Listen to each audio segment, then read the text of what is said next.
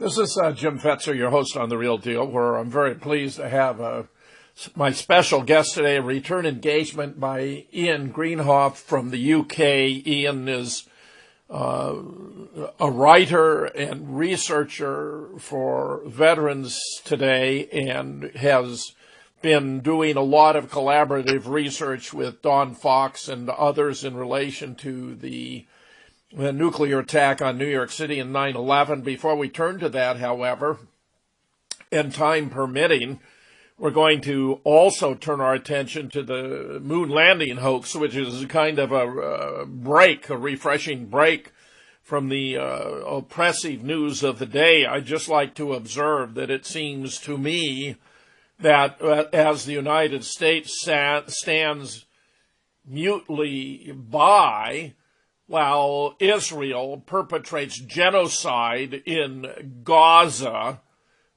presumably because Israel is our friend, and similarly does not speak out against the genocide against Russians in Ukraine, presumably because Russia is now being regarded as our enemy. In my judgment, America has lost any moral authority in the world whatsoever.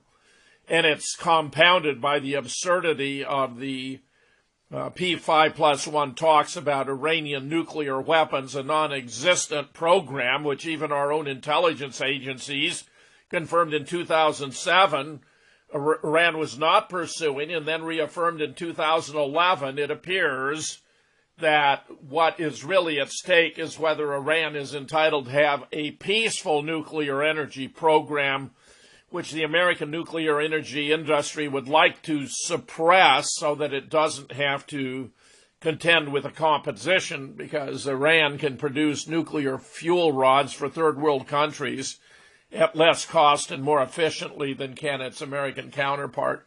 These are some of the disgusting situations we encounter in the world today. Ian, it's a real pleasure to have you here on the show again. It's a pleasure to be back, Jim. Tell me, Ian, you've been doing so much work about 9/11,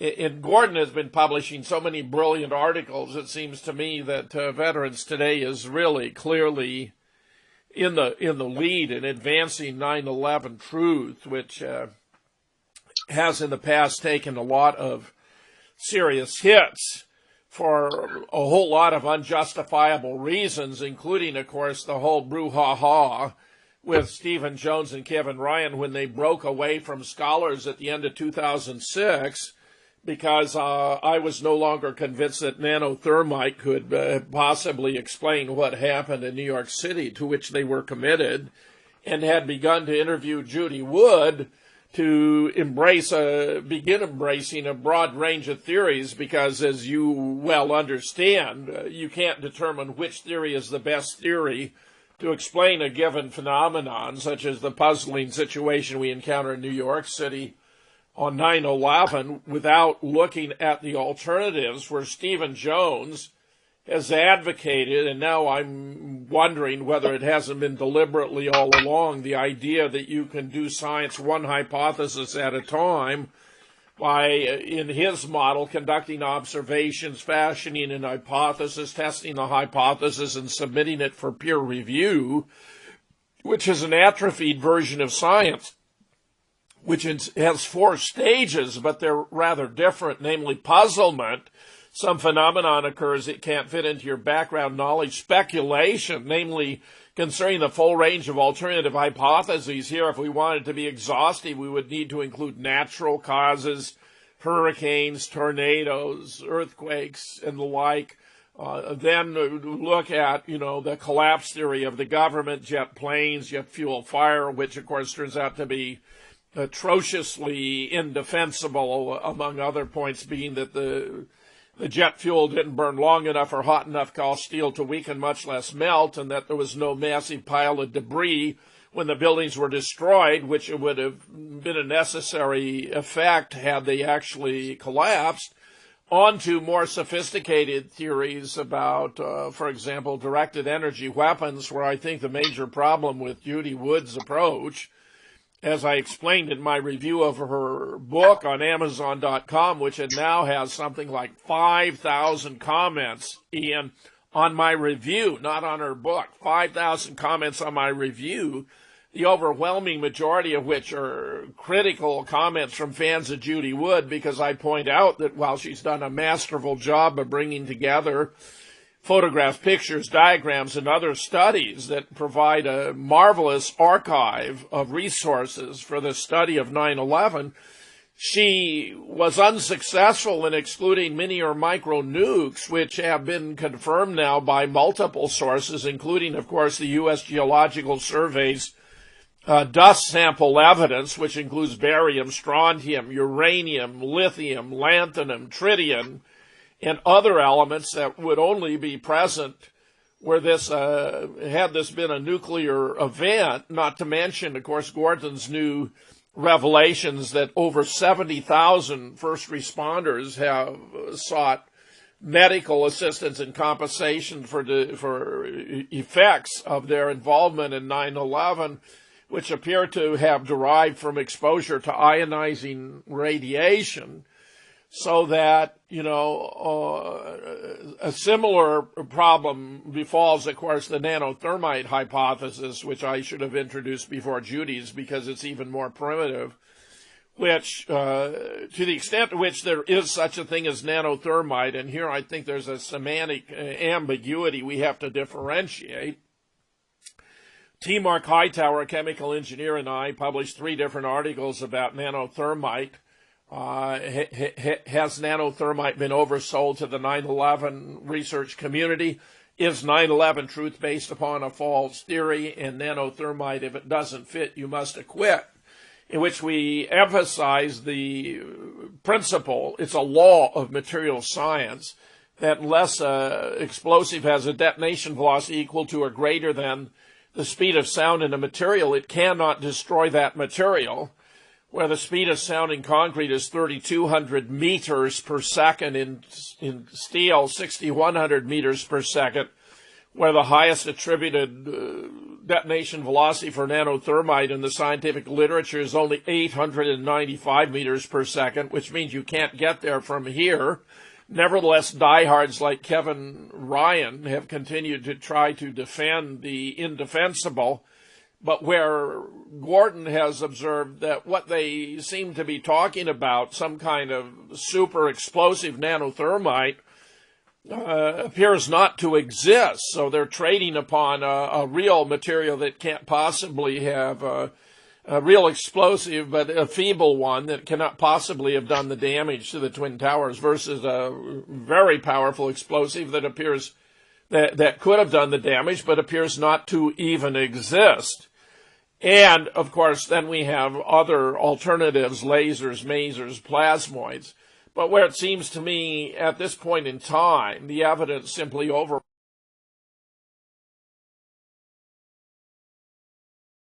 nukes, where Don and you, I believe, Ian, too, believe that nukes may have been used beneath Building 7, which came down in a classic controlled demolition. So you have all the floors falling at the same time at approximately the speed of free fall, and when it's over, you have a stack of debris or pancakes equal to about 12% of the height of the original.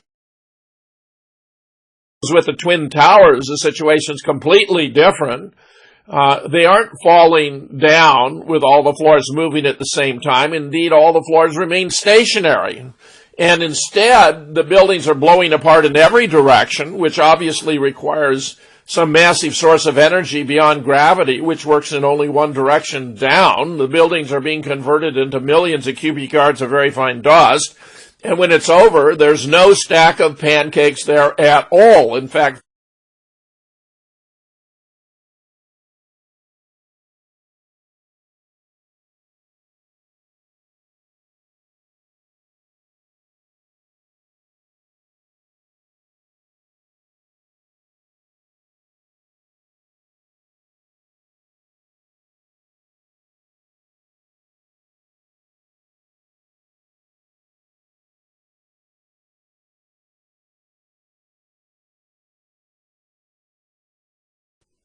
When did we lose it, Ian? Just as you said, nanothermite appears not to exist. Ah, okay, well, that's not too bad. So where we remain today is with a mountain of evidence that this was done using nukes, mini or micro nukes above ground, but possibly larger nukes below ground. And Ian, here's where I'm so pleased to have you here to discuss all of this, because you and Don Fox have been doing so much good work. I'd like for you to pick up here as appropriate to address the latest information we have about the use of nukes on 9/11. But there's been a leak of previously highly classified information that has changed everything, that it has completely destroyed the nanothermite hypothesis. In short, nanothermite does not exist.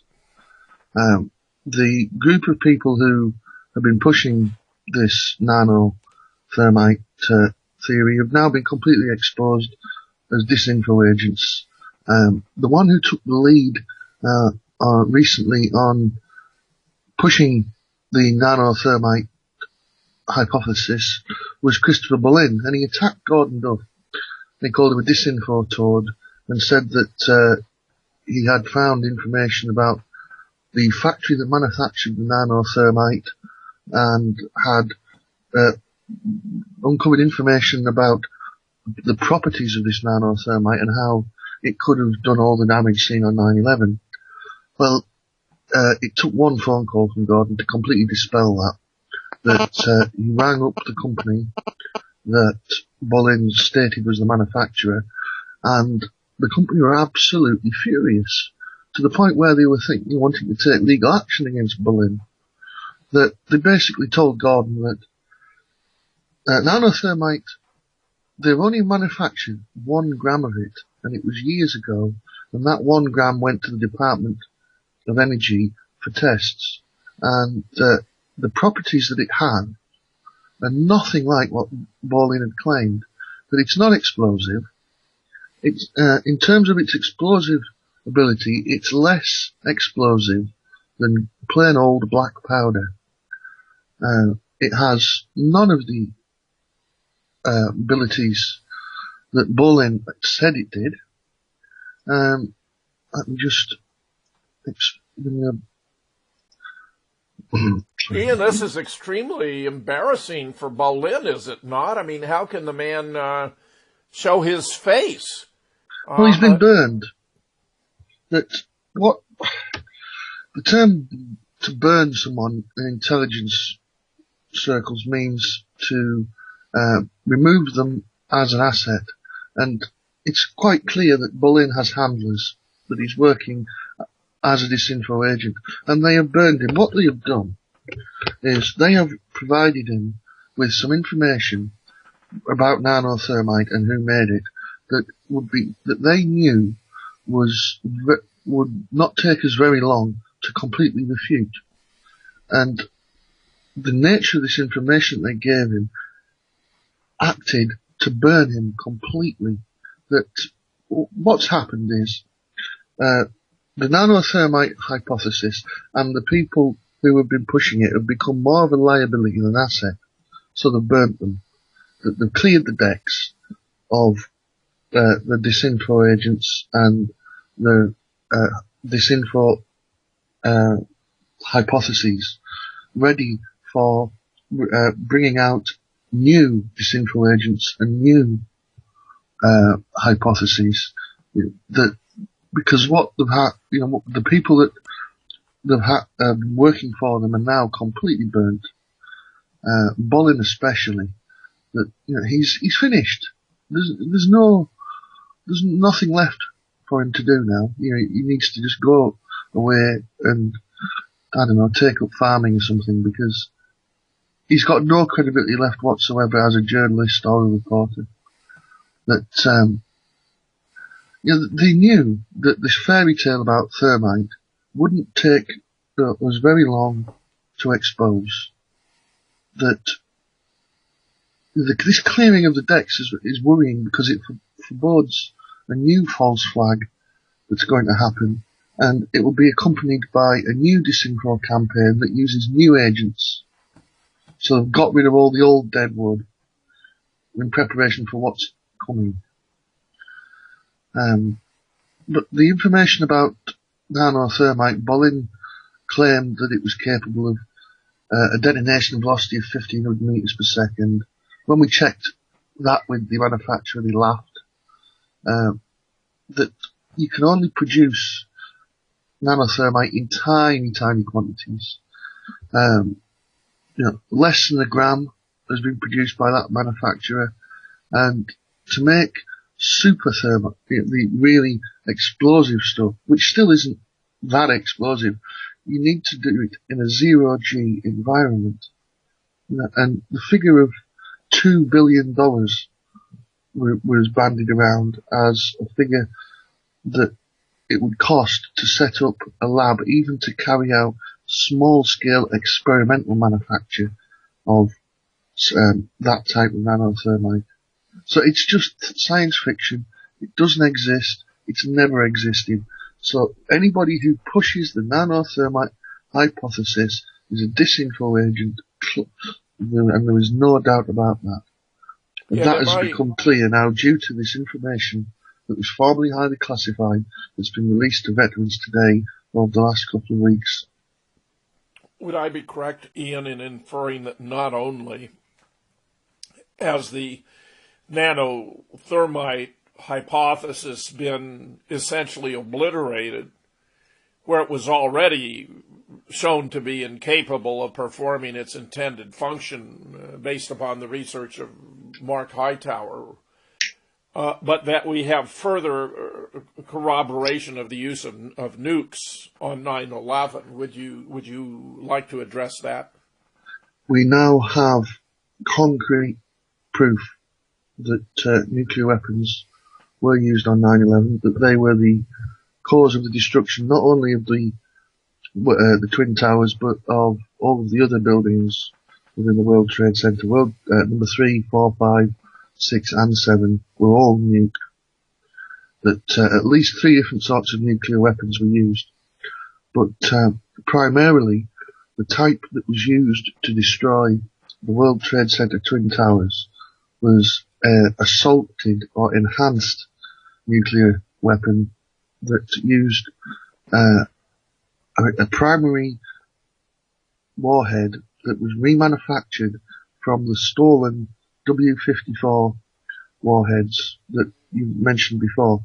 That during the administration of Bush Sr., starting in 1988, 350 of these W-54 warheads were stolen from the Pantex decommissioning facility in Texas and illegally transferred to Israel.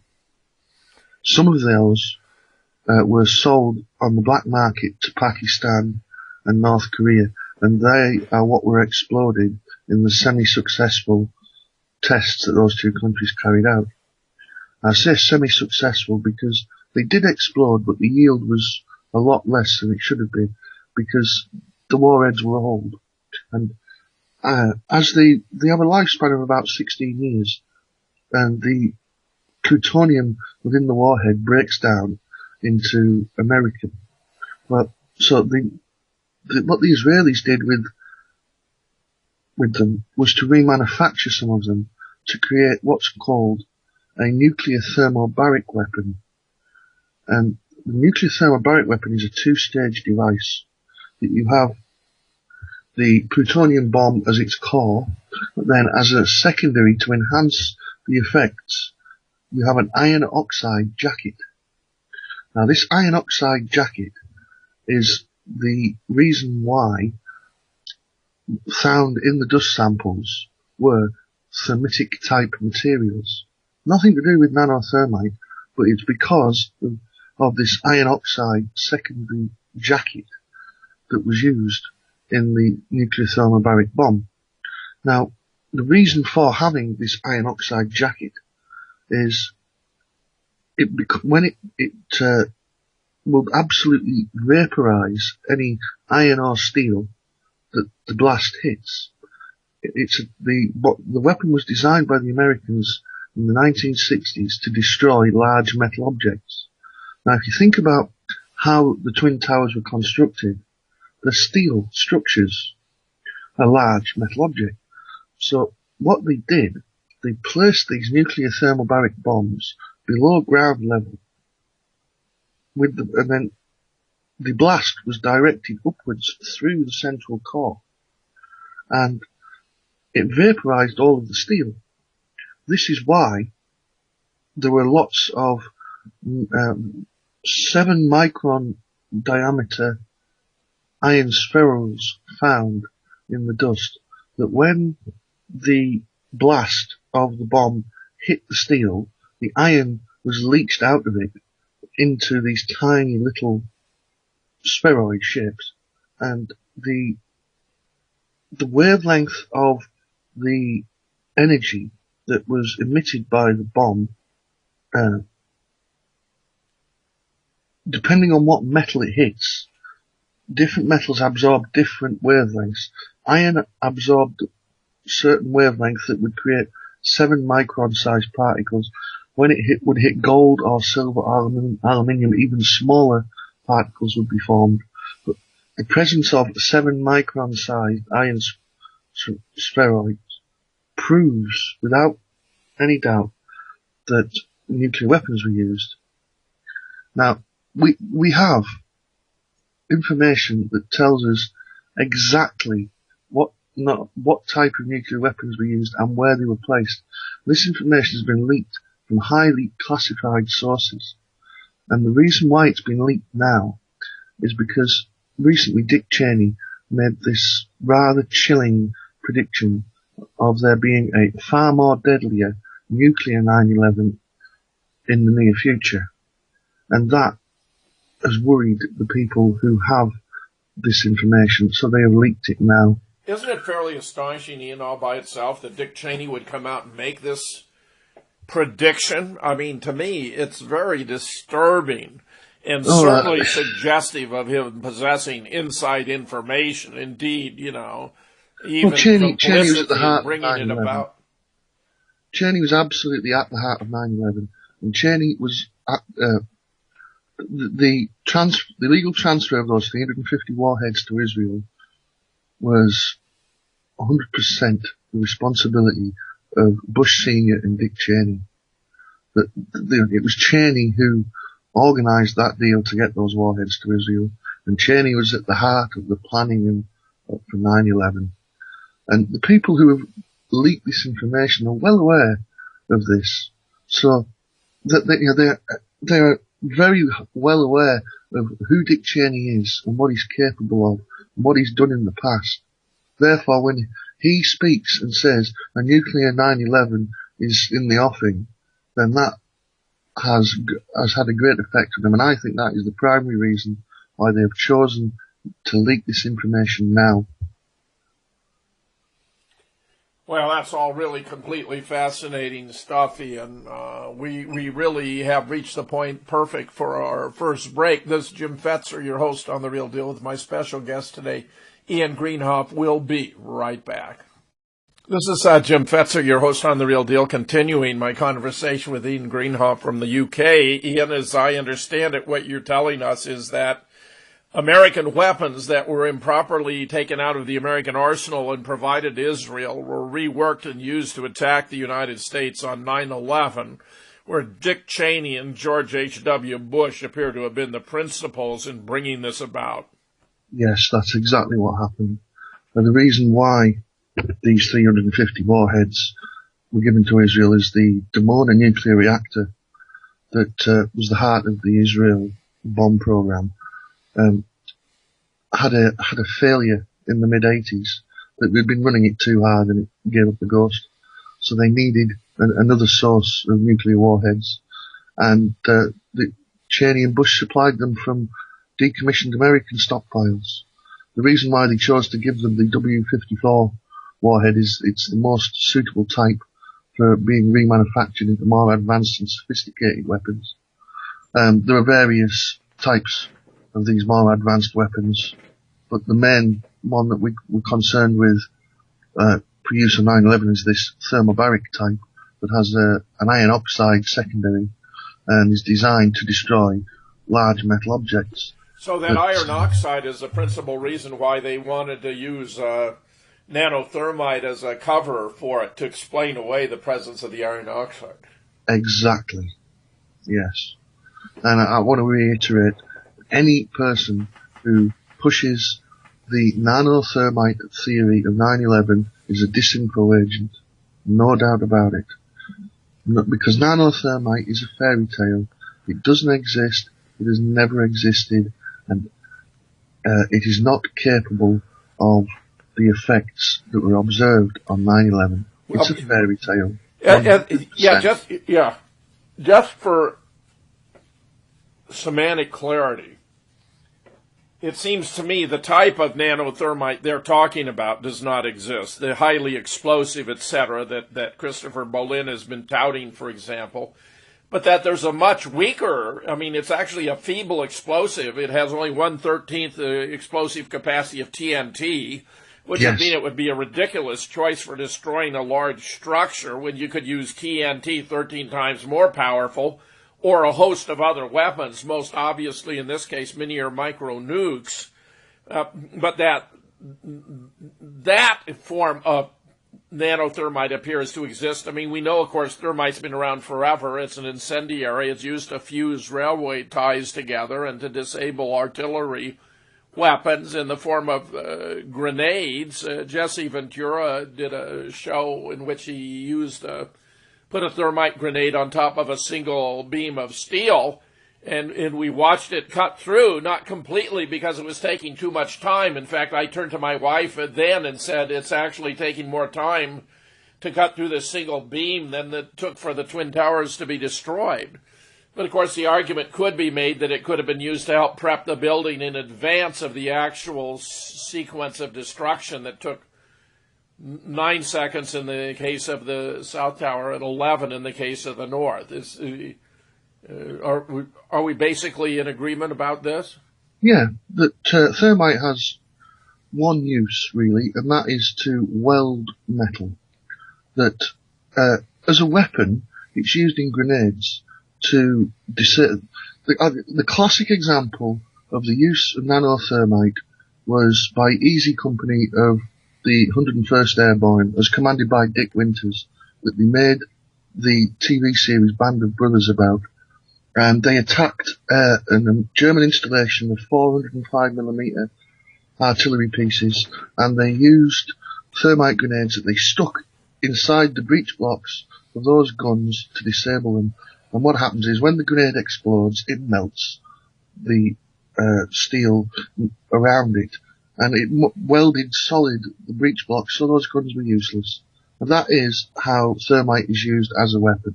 But it's not often used as a weapon. It's most commonly used to weld things in difficult circumstances, such as underwater. So all it does is melt steel. I asked Steve at one point in time, but I should have pressed it, whether there weren't other causal mechanisms that could produce these small, round iron spheres.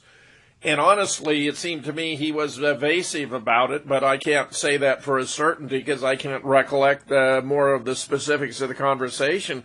But that's really the crucial question here, isn't it, Ian?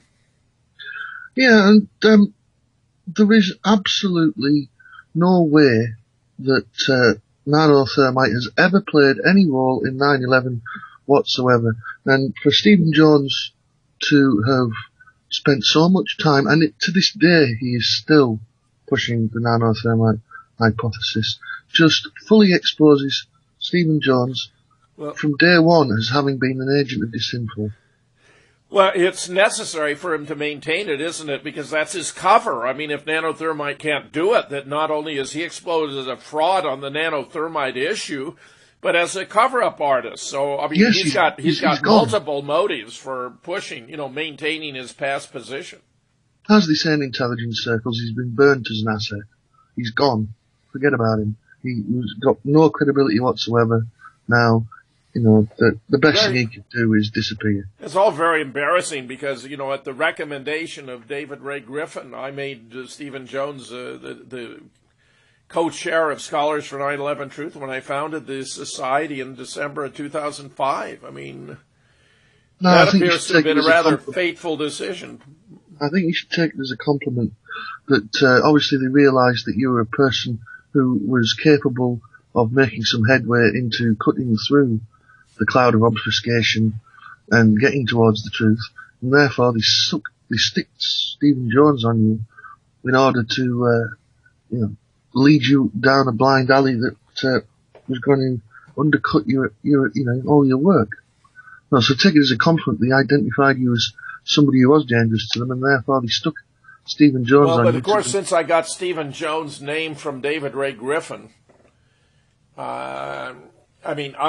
he didn't just volunteer himself. I invited him at the suggestion of David Ray Griffin. Do you think that raises questions about whether Griffin was on the level? I've certainly heretofore been strongly disposed to regard him very highly, although I believe in some instances he's received bad advice about, for example, not emphasizing the evidence that no plane actually hit the Pentagon, for example.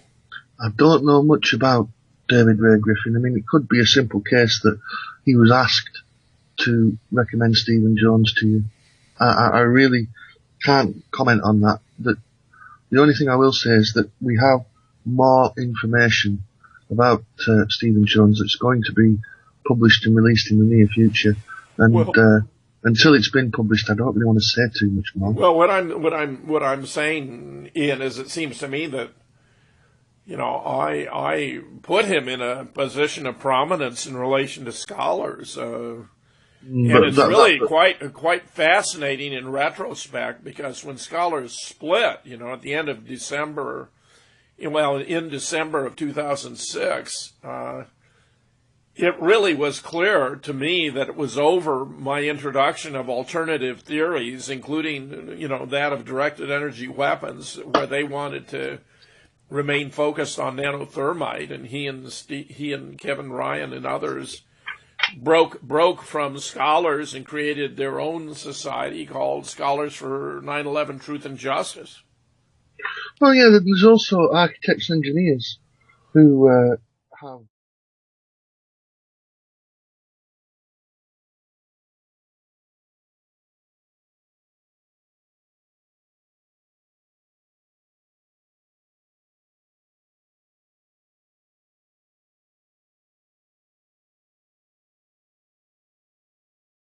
absolutely pushed the nanothermite hypothesis. I mean, Richard Gage has wined and dined around the world on it. Being given first class accommodation and travel to travel around the world telling people about nanothermite. And it's all rubbish. It's an absolute fairy tale with absolutely no basis in fact.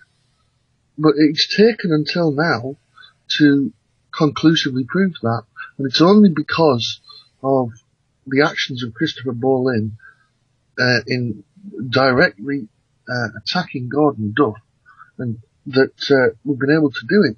But what Bolin did was to present some info that was an absolute pack of lies, and would only take Gordon a simple phone call to prove was a pack of lies. Therefore, all we can conclude is that the handlers behind Christopher Bolin set him up. That they deliberately gave him such bad information that they knew Gordon would immediately be able to refute, and that we can only consider it as a burning of Christopher Bolin as an asset. Well, that's pretty fascinating, Ian. This is how intelligence works. That once somebody has served their usefulness, you burn them. And that's what they've done with Bolin. That's what they've done with nanothermite. But nanothermite, as a hypothesis, has become more of a liability than an asset, so they've burnt it. And it's that. Now we can say without any with complete certainty that anybody who pushes the nanothermite hypothesis is an agent of disinfo working on behalf of the people who perpetrated the crime of 9/11. And we can say that without any shadow of a doubt. And if Stephen Jones and Richard Gage and Christopher Bolin were stood in front of me now, I would say it to their faces, because I have no doubt in my mind whatsoever that it's true. It was a clever ruse, wasn't it? Yeah, it's worked well for a decade. But I will say this much, that the reason why it's worked is because the people who came up with it knew exactly what actually had happened. Yes. And they knew what alternatively could produce the kinds of little spheres that would be found in the dust. You know, they knew exactly what had happened on 9/11. They were fully aware of the devices that had been used, how and the nature of those devices. I won't say why they knew, but I'll say that without a shadow of a doubt, they knew exactly what type of devices had been used, and therefore they had all the knowledge necessary to produce the best possible cover story. And you know, the nanothermite was an excellent cover story because nobody knew about nanothermite because it didn't exist. And also, there was a large amount of thermitic material left as residue because of this nuclear thermobaric bomb that was used, that used an iron oxide secondary. So you've got something in nanothermite that doesn't exist, so it's very hard to research about, and it's only because Gordon Duff has such wonderful, far-reaching contacts that he was able to immediately reach out and either verify or refute the information that Christopher Bolling came out with a couple of weeks ago about nanothermite, that we were immediately able to dispel it. You know, if it was just myself or Don Fox, who Bolin had given this information to, it would have taken us a long time to prove that he was wrong. But because he'd gone after Gordon as well, and Gordon has such a large number of contacts, he was immediately able to reach out to them and verify that what Bolin was saying was rubbish. And Bolin's handlers knew that Gordon was able to do that, and that's why they sent him after Gordon armed with a pack of lies, because they knew that Gordon would immediately expose that pack of lies, thus burning Bolin.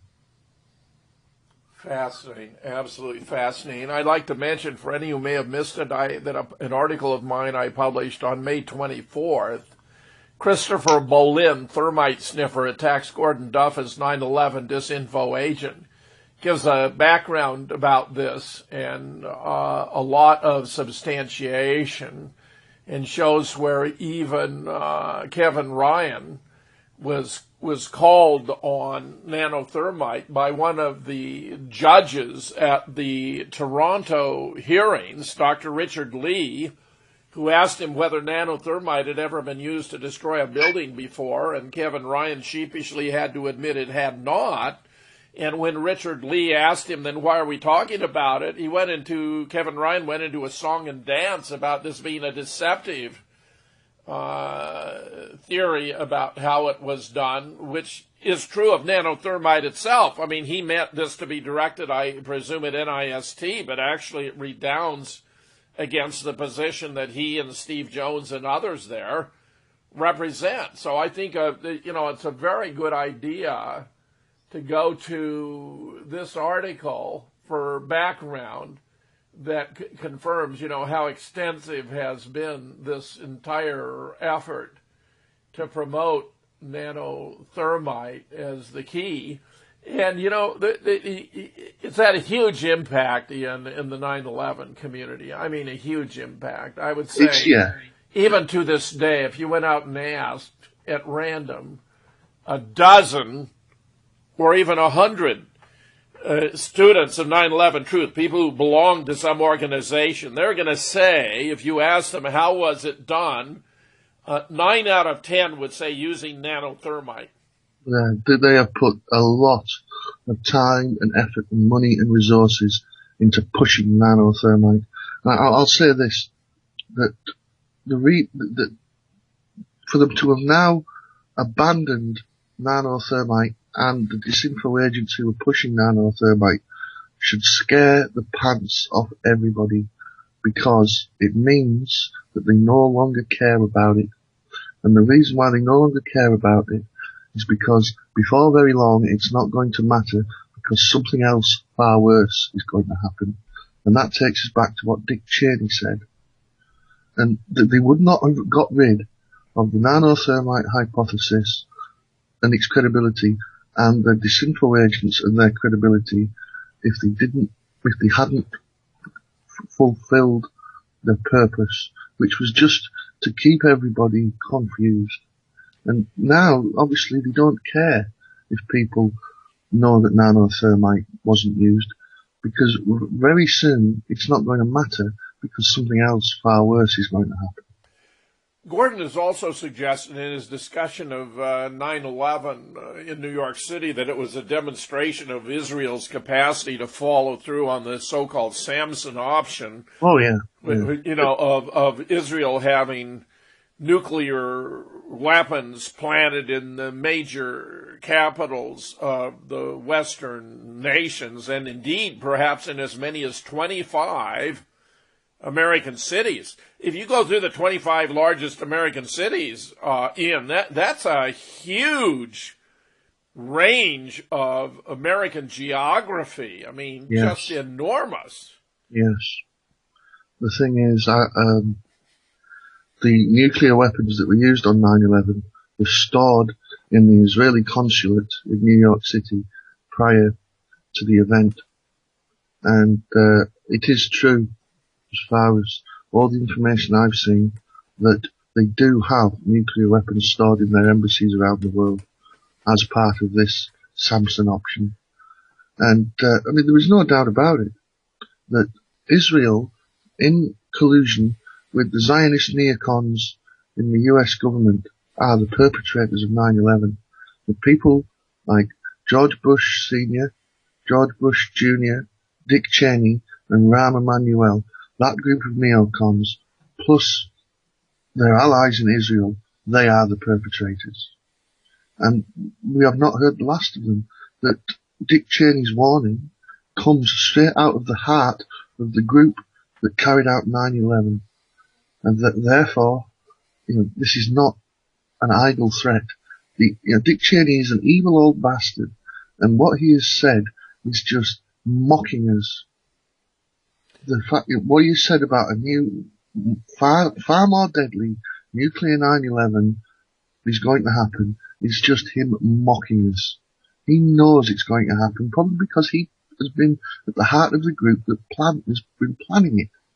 He was at the heart of the group that planned 9/11, and I'm sure he was at the heart of the group that planned this far more deadly and nuclear 9/11 as he's warned about. Yeah, let me go through the top 25 American cities based on their population in 2012 to get some idea of how bad this would be. I don't think they're going to attack the cities. Well, let's come around to that. New York, about 8.5 million, ranked number 1. Los Angeles, nearly 4 million, number 2. Chicago, close to 3 million, number 3. Houston, Texas, over 2 million, number 4. Philadelphia, 1.5 million, number 5. Phoenix, Arizona, not quite 2 million, number 6. San Antonio, Texas, about 1.4 million. San Diego, very close to that, number 8. Dallas, San Jose, California, Austin, Texas, Jacksonville, Florida, Indianapolis, Indiana, San Francisco, California, Columbus, Ohio, Fort Worth, Texas, Charlotte, North Carolina, Detroit, Michigan, El Paso, Texas, Memphis, Tennessee, Boston, Massachusetts, Seattle, Washington, Denver, Colorado, Washington, D.C., and Nashville, Davidson, Tennessee, It's 50 million people in those. It's around 50 million people. I mean, I know that I've watched it as well because you recommended it to me, but the TV series Jericho that was broadcast a couple of years ago, that's precisely what happened. 24 cities were nuked. Yes, and we now have reason to believe that the attack may actually be on the electrical grids of the United States rather than the cities. Is that correct? Yes. Tell us more about that, Ian. If there are 30 key electrical installations that if you destroyed 25 of them, you would take out the US power grid nationally, and it would take at least 18 months to get even a part of it back online. That the case studies about this have been carried out, about the dangers of to the power grid, that GE and Westinghouse have offshored all of their production of things like generators and transformers and switching systems to Asia. And you have to order these things. They're not off the peg. You have to order a specific design to fit into the system. So if they destroyed 25 of them, you've got to order replacements from Asia. It takes 6 months to build these things. So you've got the lead time to set up the manufacturer, then you've got 6 months to build them, then you've got more months to put them on a ship and get them here, then more months to install them. You're looking at probably 2 years with no power. Now you think about what the United States would be like after not having had power for 2 years. It wouldn't. Oh, it's frightening. It's frightening. I mean, Jericho would look like Disneyland compared to the situation that would prevail in the United States under those circumstances. It would be the end of the United States as we know it. And Ian, how would they bring about the attacks on these electrical grids? How would that be done? There are various ways of doing it, but if you were going to do it so that you were simulating an attack by a terrorist group, you would use, I mentioned there were 5 different types of enhanced nuclear weapons. You would use a type that was specifically designed to create the largest possible EMP. They were only a very low yield device, but they put out a tremendous EMP. And what you would do, you would put them in the back of a van, and then you would park the van close to the facility that you wish to take out, and you would light the fuse and run. I mean, you're not talking about much of a blast. Probably only 0.1 kilotons in terms of the blast yield, but they would give out a tremendous EMP, which would fry the electrical facility completely, to the point where you have to replace it. And as I explained, it would take a long time to replace them. And if you've lost 25 of your 30 key points within the grid, then the whole grid's gone. Ian, on that note, we're going to take our next break. This is Jim Fetzer, your host on The Real Deal, with my special guest today, Ian Greenhalgh. When we return, we're going to turn to the lighter subject of the faking of the moon landings. We'll be right back.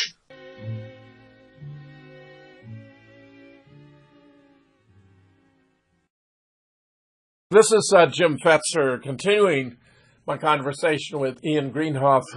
We have been discussing the nuking of New York City on 9/11 and the potential for taking out the American electrical grids and leaving us in a desperate situation indeed.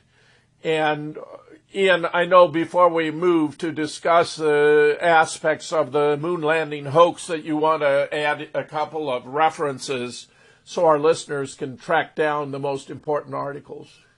Yeah, I should have mentioned this earlier, that the most important reading that anybody can do about 9/11, some articles produced in the last couple of weeks by Gordon Duff. The first one's at Press TV, and the title is US Superbomb, Too Classified for Obama to Know. And the second one is at Veterans Today, and it's called Nuclear Education, Undeniable Proof of 9/11 as a Nuclear Event. I'll give the URLs to those in the comments section as well. You know, it's interesting you say too classified for Obama to know. I recall when Bill Clinton came to office, he wanted to know the answer to two questions, namely who killed JFK and were there, bona fide aliens. And he was denied access to information about either of those subjects as it was too classified for him. I mean, Ian, this reaches the point of absurdity. Well, yeah, you've got to ask yourself who was the last US president who was actually in charge of things. And I would speculate that it was JFK, and the whole reason why he blew his head off was because he was under the sad delusion that he was running the country. I know. I made that point many times. Well, Ian, it's such a pleasure having you here, and I know you've been given a good look at some of the evidence related to the Apollo moon landing hoax. It's been obvious to me ever since I began seriously looking at this, which was precipitated by, since you're in the UK, a visit I made to London with my wife. I think this was the second or maybe the third time I'd come to London, and turned on, I think it was BBC Channel 4, if I'm not mistaken, and was astounded to discover they had a program about the moon landings. It was conspiracy theory, did man land on the moon?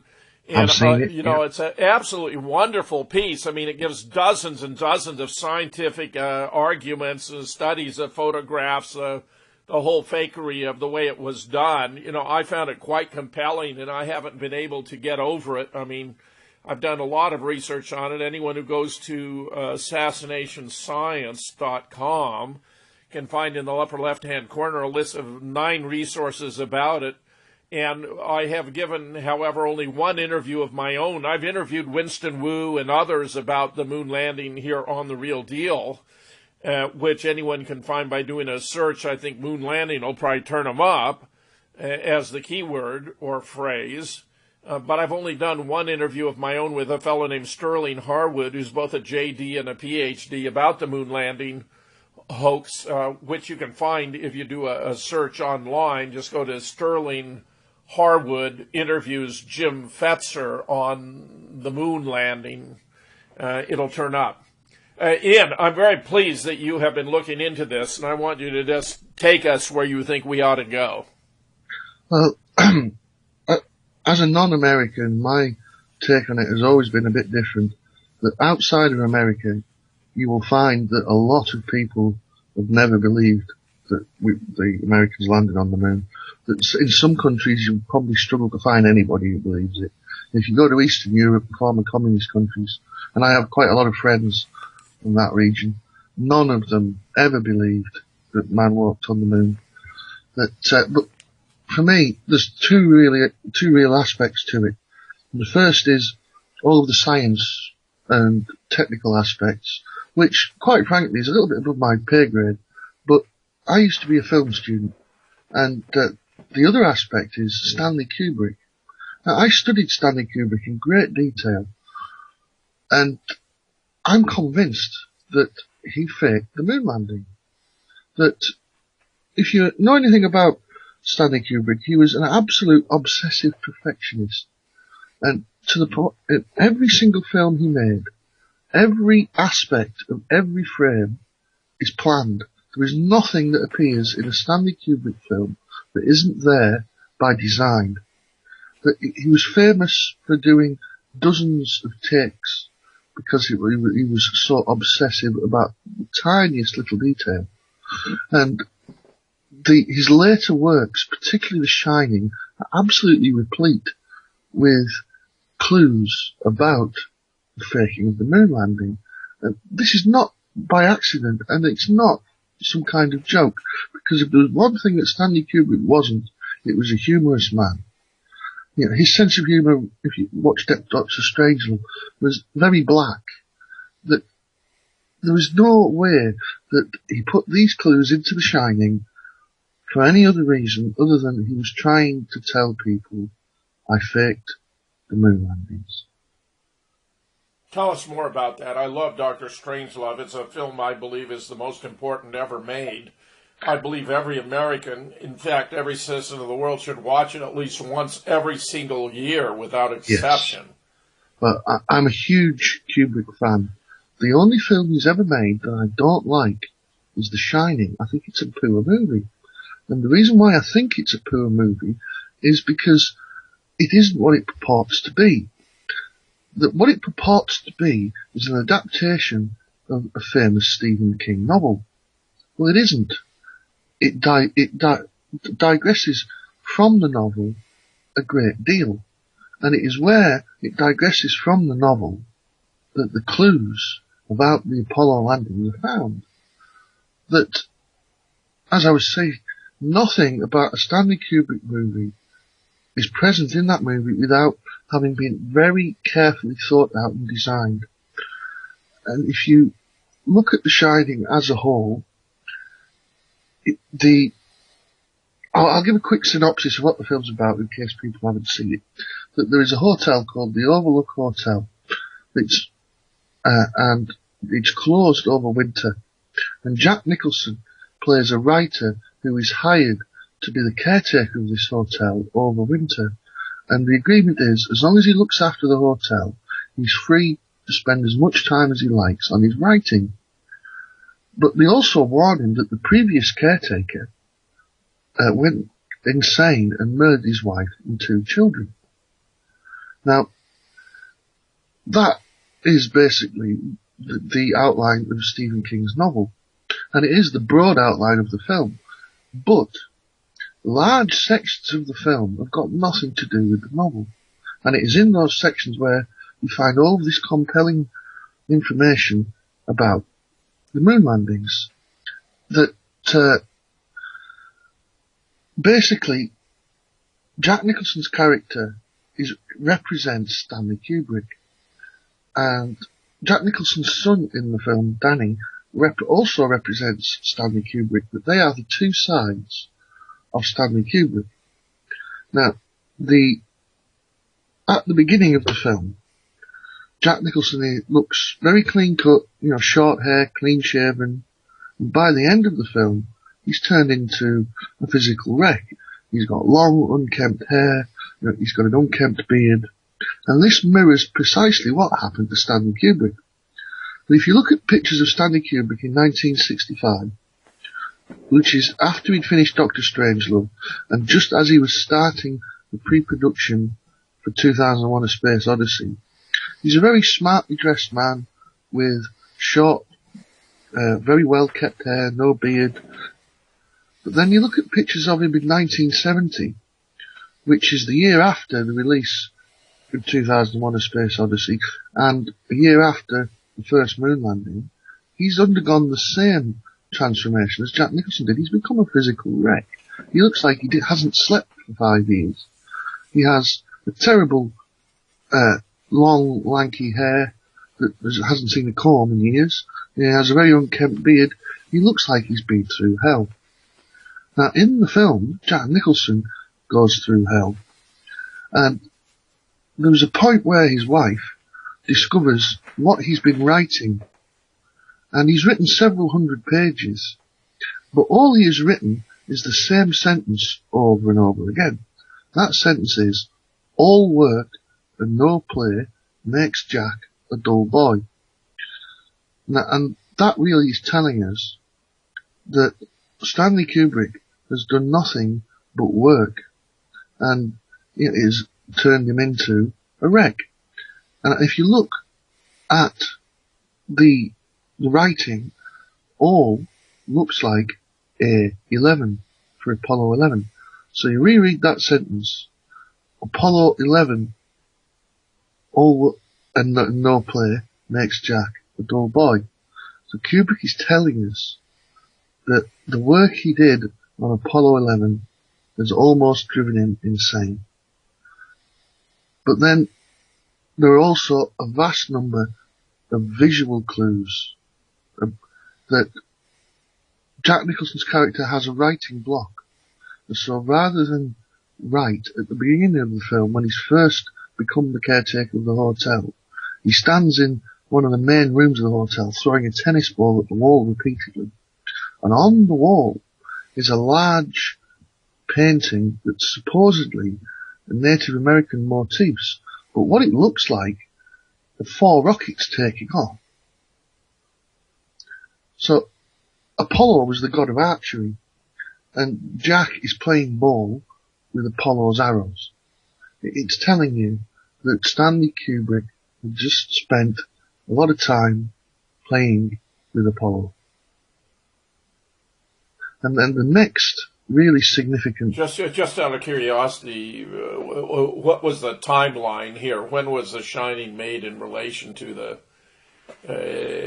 Space Odyssey 2001 and the Apollo moon landing hoax? Because I've heard two different versions that Kubrick was given money to finance making Space Odyssey 2001 if he would do the moon landing hoax, or alternatively, that he was about to shut down the set for making a 2001 A Space Odyssey when he was approached by the government to fake the moon landing.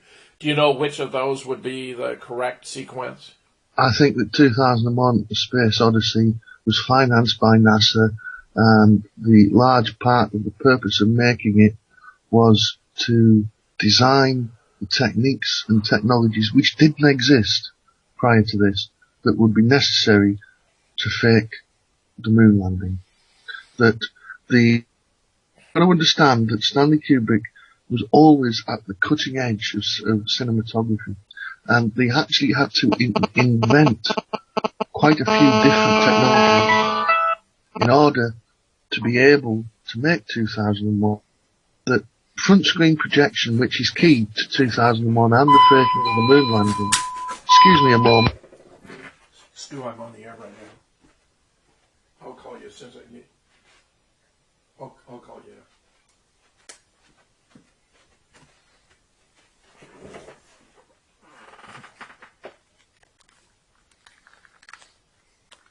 Go ahead, Ian. Ian, are you there?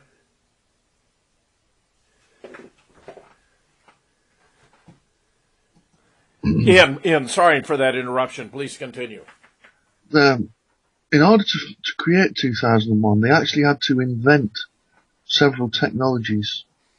The key among them was front screen projection, which did exist prior to that, but in a very crude form.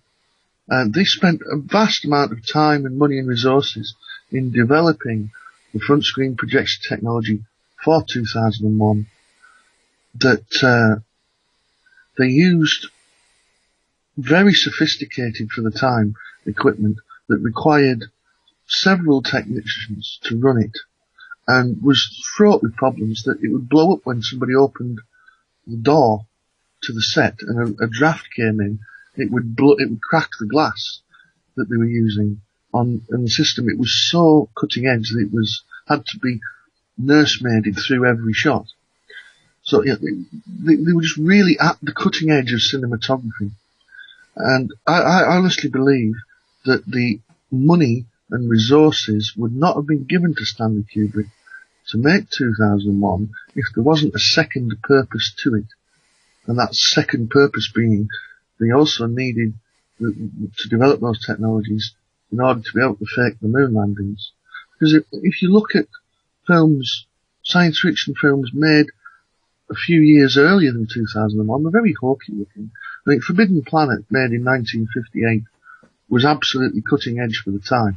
But if you look at the difference in the appearance of it to 2001, the night and day different. 2001 was such a quantum leap forward in the abilities that they had. And so that just, tells you how much money and time went into developing the technologies to do it. Another thing that they invented was a gimbal camera that could move in 360 degrees. Well, it could move in any direction, in X, Y, and Z. And that was to enable them to film zero gravity sequences on the space station. And then they built a set of the space station that was colossal. It was a huge rotating drum. And they placed this gimbal camera at the center of the axis of the drum, and then they rotated the entire set in order to simulate zero gravity. I mean, these are things that were light years ahead of anything that had been done before. And I honestly think that they would not have gone to the time and effort of developing these technologies in order to shoot this hyper-realistic simulation of space, if they weren't also going to use it for something far more important than a mere motion picture? Yes, I think that's very plausible. I mean, it would have been fantastically expensive. Would Kubrick have had the resources to do it without NASA funding? Probably not. But if you look at his previous films, they weren't particularly expensive. That Dr. Strangelove was made on a shoestring budget. That Paths of Glory was not an expensive film either. I think probably the largest budget film he'd worked on prior to 2001 was Spartacus, 1964, but he wasn't the original director of that, and he was hired by Kirk Douglas just as a director for hire. So he wasn't a big budget filmmaker by any means. That I would say, nobody's really clear on what the budget for 2001 was, but it's quite possibly the most expensive film ever made. I would not be surprised at all if you factor in the cost of developing all the technologies that were used. I'm sure it must be the most expensive motion picture ever made. So it must have been quite a few years in production. That's 65 to 69. I mean, 4 years is, I mean, you think the average shoot for a movie is between 3 and 4 months, then, you're talking 3 or 4 years. And, of course, Nixon was elected president in 1968. Yep. The 65, it would be LBJ. Yeah. I think that the entire faking of the moon landing was a decision taken after 22nd November 1963. That I think that JFK fully intended to put a man on the moon, but it was only after he was gone that he said, look, it's not going to be possible. So they decided, rather than take the great big slap in the face and allow the Russians to, up until the landing on the moon, to use a colloquialism, the Russians have been handing the Americans their ass in the space race. Every single first was the Russians. The first man. The Soviets, yes. The first man in orbit, the first EVA, extra vehicle, spacewalk. The first space satellite, everything. The Russians, were so dominating the space race that the Americans had to pull this giant rabbit out of the bag in order to regain credibility in the eyes of the world. Rebuild, but more importantly, prestige in the eyes of the American public. I think it was very much targeted more at the American public than it was the world at large. And it probably also had the effect of alleviating concern over the assassination, because here was a fulfillment of something that JFK had launched as a project, namely putting man on the moon. Very much so. You've got to be, knowing what we do about the involvement of LBJ and Richard Nixon in the plot to kill Kennedy. It's a psyop. It's saying, we have carried on Kennedy's great dream, because we thought it was a wonderful and noble thing. So, it's deflecting away the thought that, LBJ and Nixon hated Kennedy and everything he stood for. They're saying, well, no, we didn't hate him and everything he stood for, because look, we've taken his great dream and made sure it came true. It's a psyop in a way. Oh, the whole thing was a political stunt, yes. Yes. And, many of those involved in the program thought it wasn't going to go anywhere. Gus Grissom, in particular, even hung a lemon on his desk because he thought the whole thing was a farce.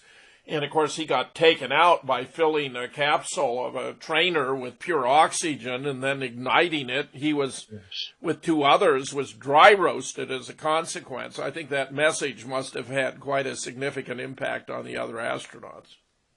Yeah. And if you look at the the characters that they chose for Apollo 11, and the effect that it appeared to have on them after, Neil Armstrong became a recluse. You know, he went off and lived completely out of the public eye, and I think he gave 2 interviews in the rest of his life after. It is bizarre for a man who allegedly had walked on the moon ought to be, out there talking about to everyone, just sharing the experience, I mean, after all, been done at taxpayer expense. You would think that would be an obligation. An astronaut would feel very strongly that he ought to be sharing his experience. He was a deeply religious man, and I don't think lying ever sat well with him. I think it was eating him up, and I think he just had to get out of the public eye and stay out of the public eye because of how deeply uncomfortable he was with the whole thing. Buzz Aldrin was a completely different character. He was your archetypal fighter jock. And I think, he was one of those people that, look, if you confronted him, he would punch you, which he did. On more than one occasion, to people who told him, who confronted him and said, I don't believe you walked on the moon. His reaction was to punch them. He was that kind of blue-blooded all-American fighter jock kind of character who just, very different to Neil Armstrong. But I think, they must have sat down and very carefully analysed who they were going to pick to send on that mission.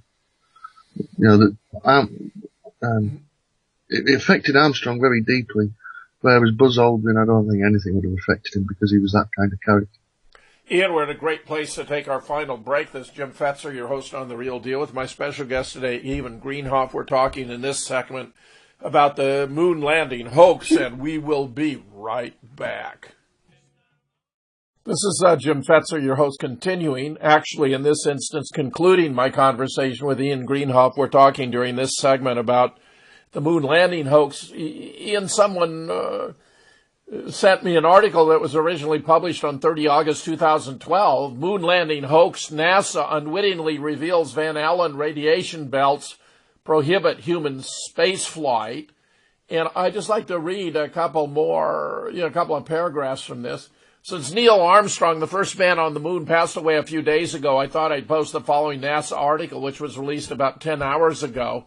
The following is a comment with the username UN4GIV3N1. Quote, NASA is still seeking to develop technology to safeguard humans for spaceflight into radiation-laden space within and beyond the Van Allen radiation belts and the protection provided by our magnetosphere. Until that technology is available, exploits into space will continue to be well below the beginning of the radiation belts so intense, Van Allen called them a sea of deadly radiation. What we know from the effects of radiation on Earth teaches us that Apollo was nothing more than a mere fantasy, where, according to the YouTube included in this article, it wasn't possible to navigate the Van Allen belts with the technology that existed in 1969, which is just one of innumerable many indications, including, of course, that the original moon landing footage has been lost. That seemed to me to be just stunning indication that this was entirely, altogether, a complete and enormous hoax. I've seen that article actually, and the Van Allen belts issue is one that I haven't drawn a full conclusion on because it's quite complex. That they're not a continuous belt; they're patchy, and they're not the same thickness throughout. And NASA said that they plotted the route to go through a thinner region, and that the amount of time it took the craft to transit through the belts meant that the total exposure was not high enough to cause a problem. Now, I'm not skillful enough in my science understanding to know whether that is a valid explanation or not. But the radiation issue is a bit wider than just the Van Allen belts. That the sun gives off huge amounts of radiation, particularly when there's a solar flare. And my understanding is that if there had been a solar flare event during the Apollo mission, then that was curtains. That the amount of radiation given out during a solar flare is massive. So if a solar flare had occurred during the time they were outside low Earth orbit, then it would have killed them.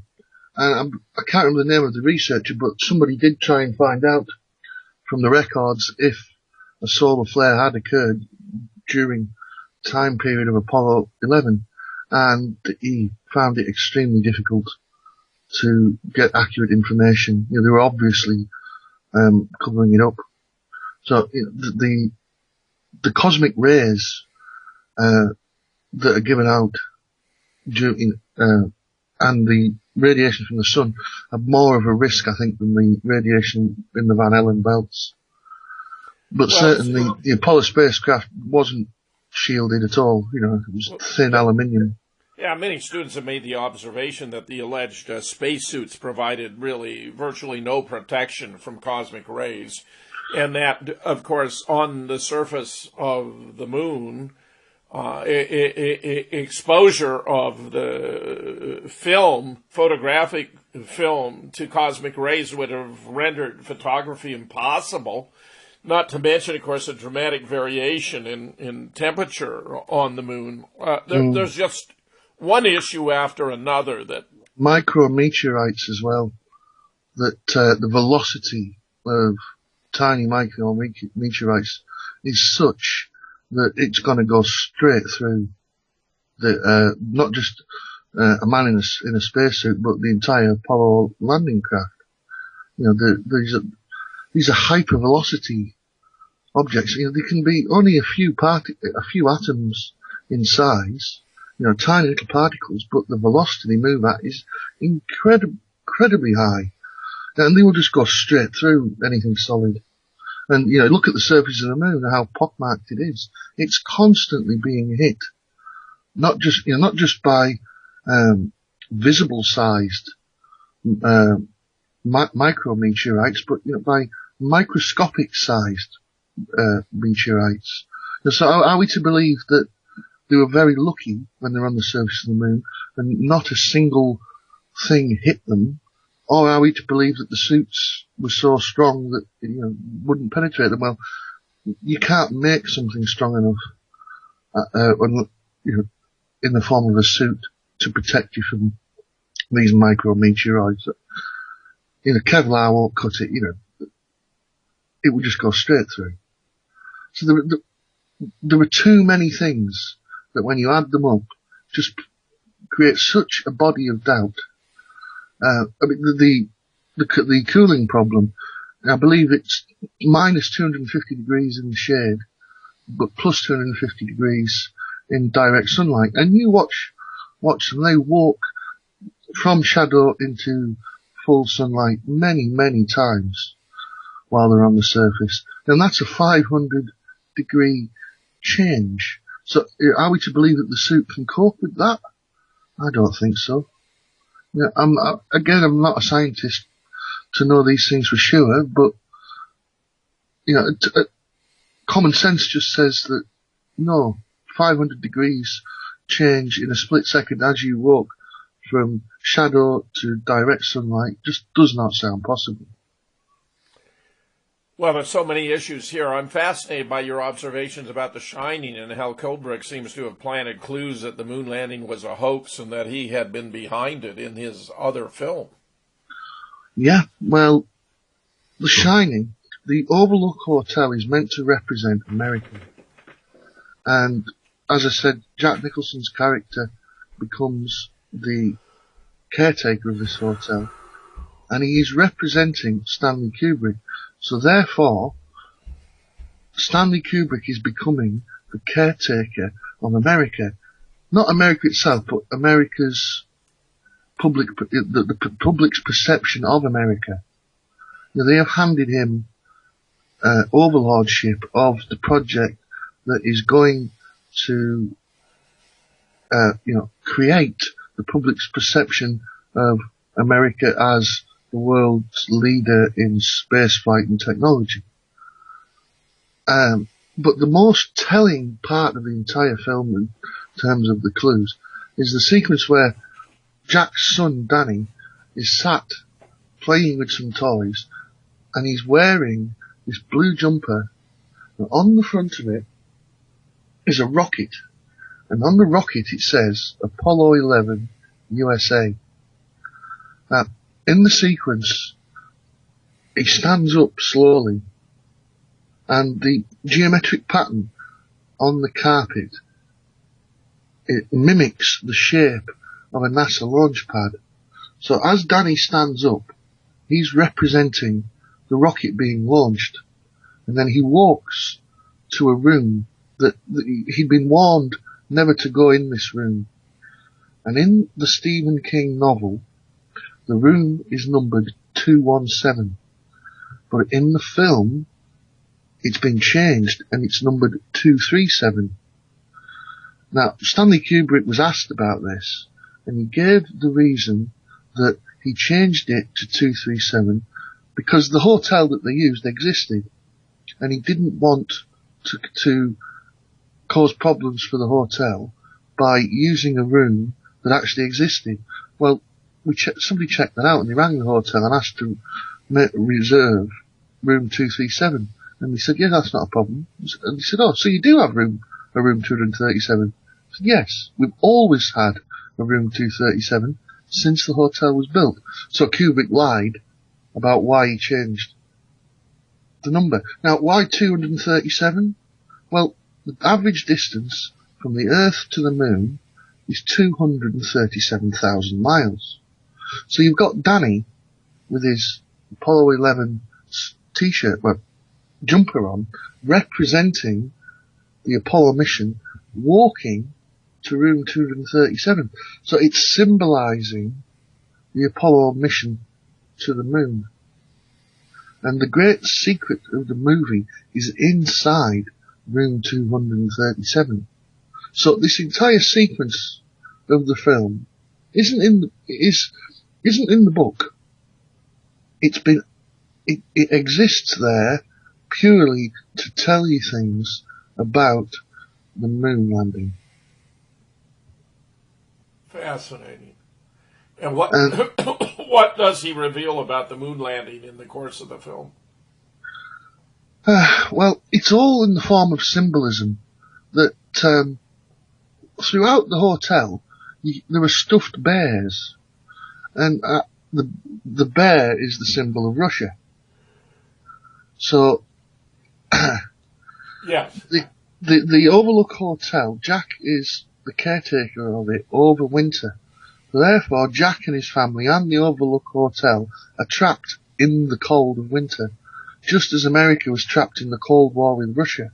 And these stuffed bears that you see throughout the film are the symbol of the Soviet Empire.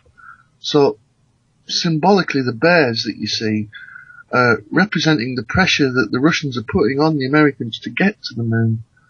So, what Kubrick's telling us is that they're trapped in this Cold War with Russia, and the Russians are putting immense pressure on them, and therefore they fake the moon landing in order to alleviate this great pressure. Yes. That's a very plausible interpretation.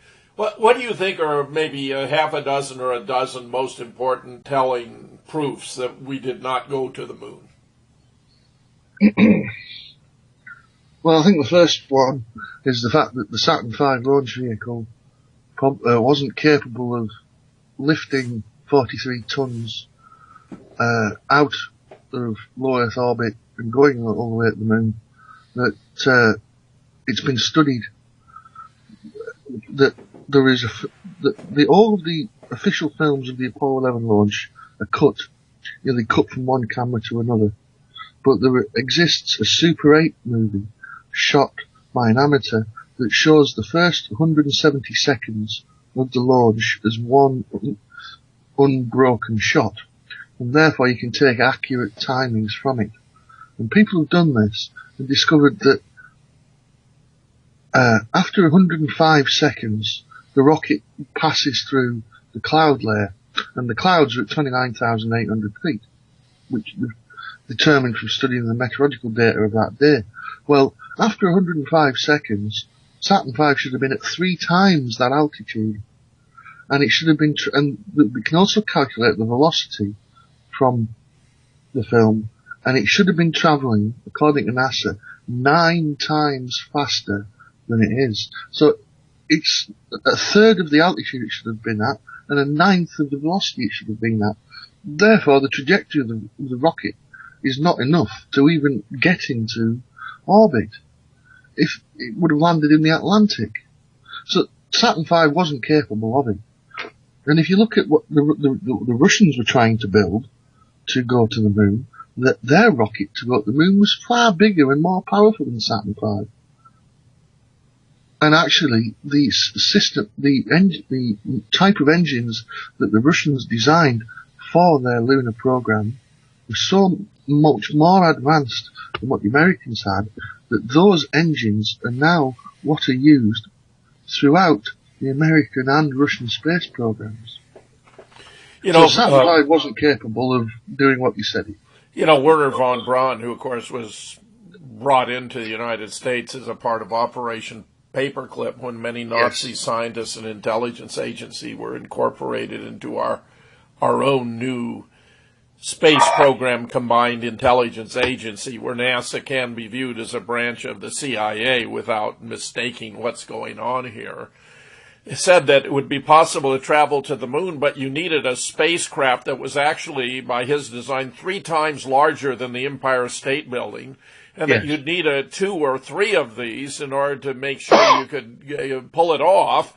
And, of course, nothing remotely like that took place. He also led an expedition down to the Antarctic to collect moon rocks, which had been dislodged from the surface of the moon by impact with small asteroids and caught in Earth's gravitational surface, which brought them down there where they could be then produced and have actual bona fide moon rocks, which, however, had not been returned from the moon by way of a spacecraft. So that this was a clever form of duplicity. Although there have been glitches here, for example, a museum in the Netherlands discovered that a moon rock it had been given was in fact a piece of petrified wood. Correct. I've been in the museum in Holland and seen that. It's in Amsterdam. Von Braun's an interesting character. I think, and this is quite a controversial opinion, but I think that NASA is nothing more than a cover operation to cover up the real space program. I think it's playing with rockets in order to keep people's attention and keep them amused while the real space program's carried on in secret. And I think that they use entirely different technologies in the real space program. I'm not going to speculate about what the real space program is and what technologies they use, because that's, a different topic. But I've always believed that NASA is largely a cover operation to hide the real space program. And, NASA's achievements are not that great. It does make sense, Ian. I mean, perfect sense, and that it should be a part of our American intelligence operation is not remotely surprising either when you pause to think about it.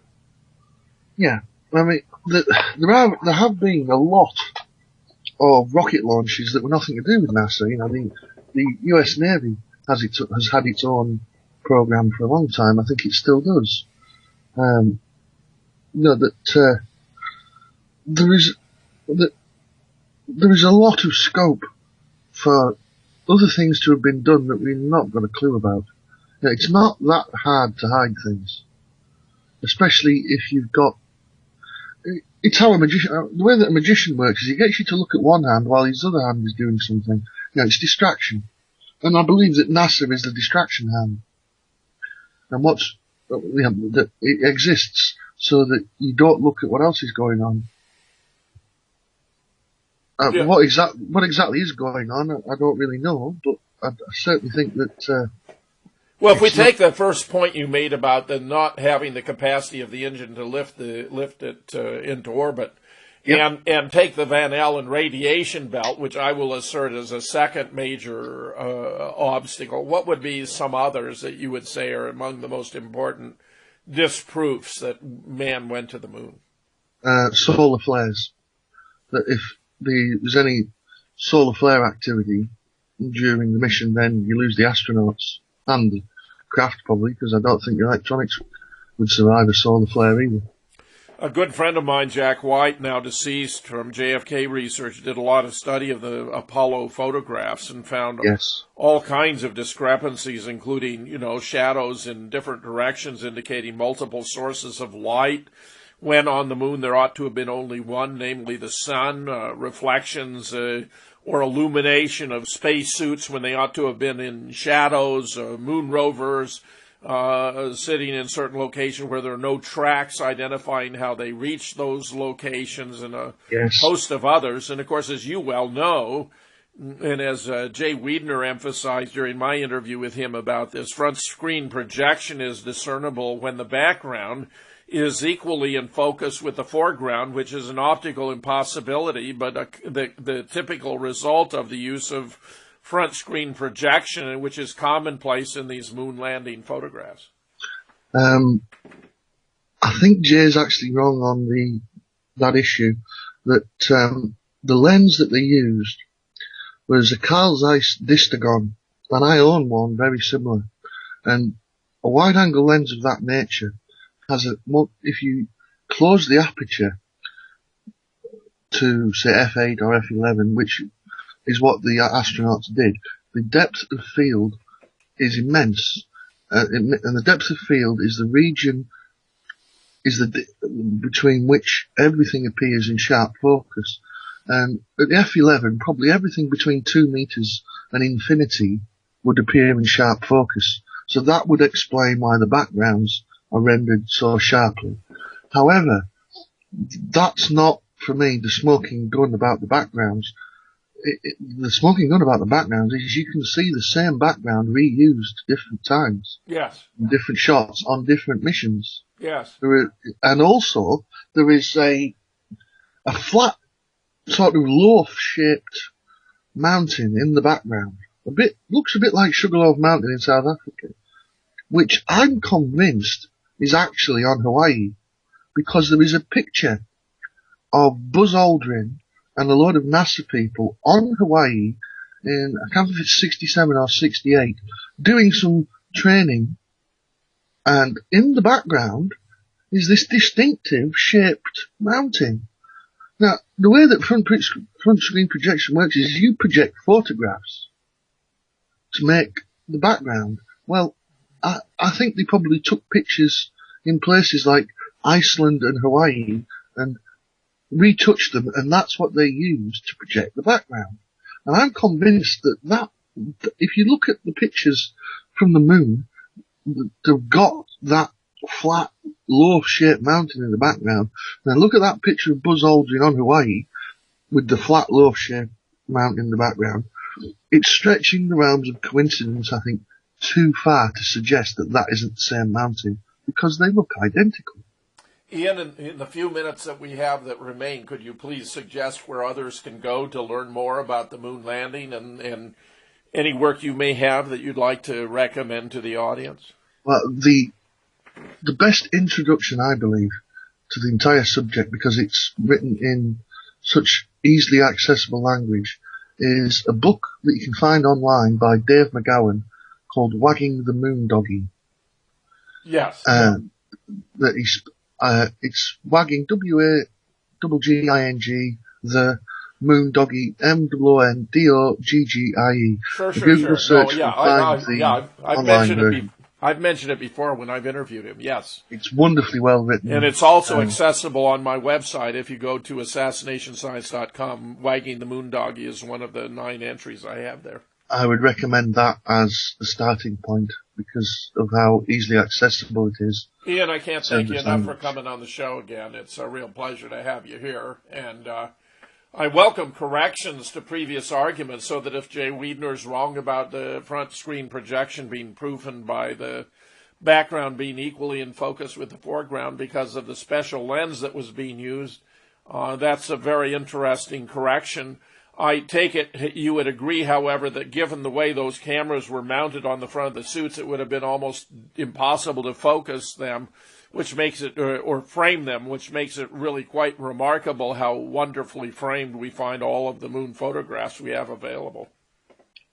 Yes. A lot of them are very well framed. There are a small number, maybe 5%, that would fit in the category of screw-ups. But, they were probably inserted just to add some credibility. A lot of the shots, are too good, I think, for the conditions that they were working under. Ian, Jim Fetzer, your host on The Real Deal, thanking my special guest, Ian Greenhalgh, for being here, and all of you for listening.